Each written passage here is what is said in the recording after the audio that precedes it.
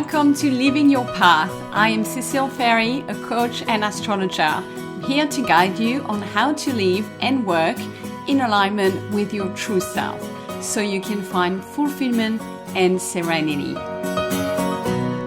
Hello, my beautiful friends, and welcome to your Cosmic Catch-Up for week commencing the 16th of June. First off, let me start with the full moon in Sagittarius last week. Did you feel it? Did it hit your heart like it did for me and a lot of people around me, people who have lost sleep? It was a big one. If you felt shaky, you felt like you were inside a washing machine and you've been spat out, take it easy for a couple more days, even if there are new things coming to us this week. But it was quite an intense fiery moon.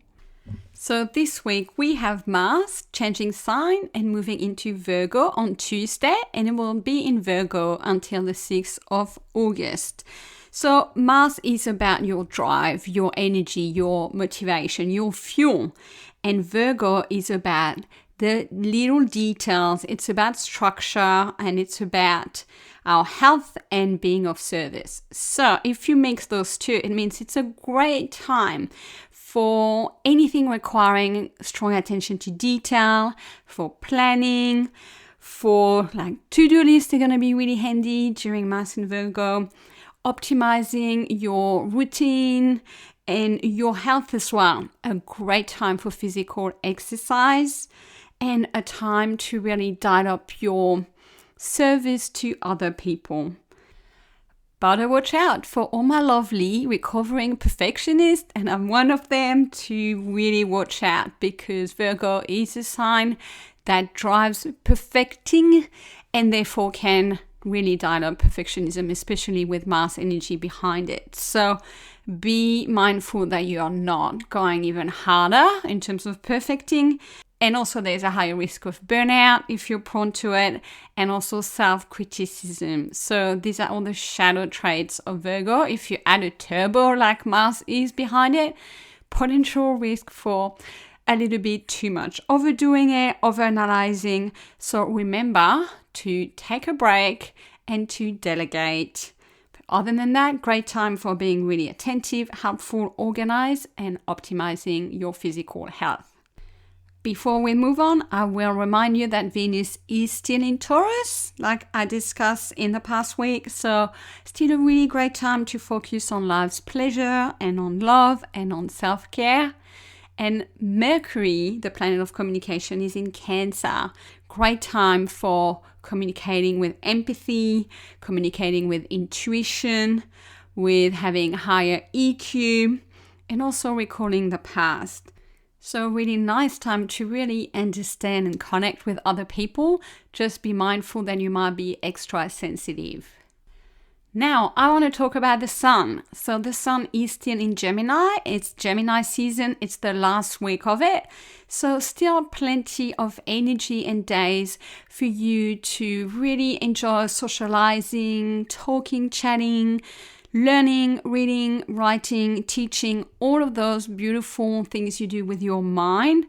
Really, if you've got any project to do with those things, this week is going to be your kind of best chance right now to focus on that, because the energy is really supportive.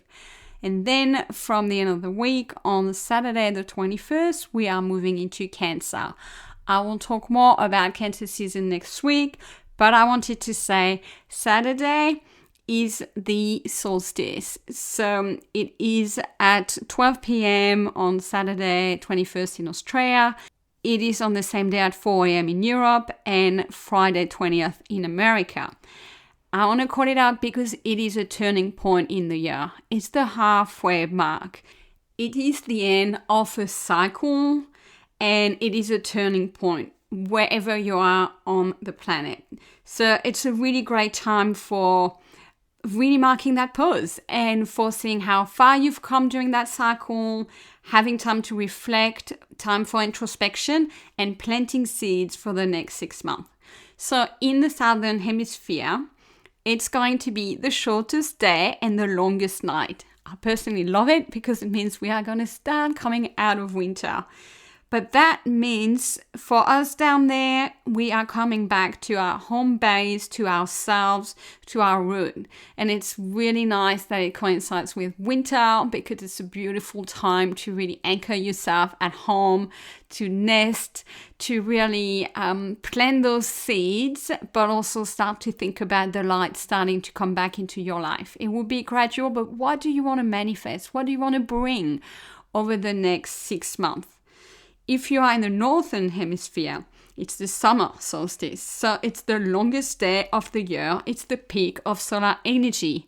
And seriously, people up there, go and party, please. For us, have a beautiful celebration of yourself, of your energy, that peak time. And start thinking what has been brought into full light for you, what is becoming clear, and also where are you in full bloom, where are you ripening, because it's supposed to be that peak time for you. And being Cancer energy, how you relate to that is really good time for a gratitude ritual or practice that really be thankful for all the things that you have built in your life this year and that you have, and also a beautiful time to connect and enjoy water. So go out swimming in the sea, in the pools, really enjoy. That is very Cancerian, and also a beautiful time for final healing. Is there anything you need to release as you are at that peak in order for really the cycle to be complete? And finally, I want to talk about some squares happening. If you don't know squares, they are aspects in the sky between two planets that are forming a 90-degree angles, and they are actually tension points, but they serve a purpose. And we have 3 squares coming at us over the next couple of days. I'm going to really give you the date, but they happen because the planets move really slowly. They happen about a week on either side as well. What's happening is we have Jupiter in Cancer last week, and we have Saturn in Aries, and the two are going to be at 90 degrees. And they are actually exact on that square on the 15th. So that's Sunday as I'm recording this. So you may have been feeling it building up last week already. And it will still be happening for a couple more days this week. So Jupiter in Cancer is square Saturn in Aries. And these are 2 planets that are the great teachers. But they teach in different ways. But the overall focus here is looking at your belief system. And for the little story, Jupiter and Saturn were together back in December 2020. And then they move and they form those squares. And the squares are like different steps in the process to make you reassess. So without getting too technical, this is the 3rd square. So it's just a really good milestone to stop and think, how far have I come since December 2020? So go back and see what was happening in your life then at the equinox and look, where am I? Am I happy with where I am progressing and what I'm believing, what I'm choosing to believe? In other words, does anything need to change? Now, 2nd square happening, really forming fully exactly on the 19th, is Jupiter squaring Neptune a couple of days later. Neptune, the planet of dreams. So that means there might be a pull and a tension between having faith versus being a little bit blindsided and pink color glasses, fantasy style. So ask yourself, am I maybe idealizing something right now? Am I being a bit too optimistic? It could also bring up themes of going after your dreams, Neptune in Aries, versus preferring safety, be really in that home-based environment.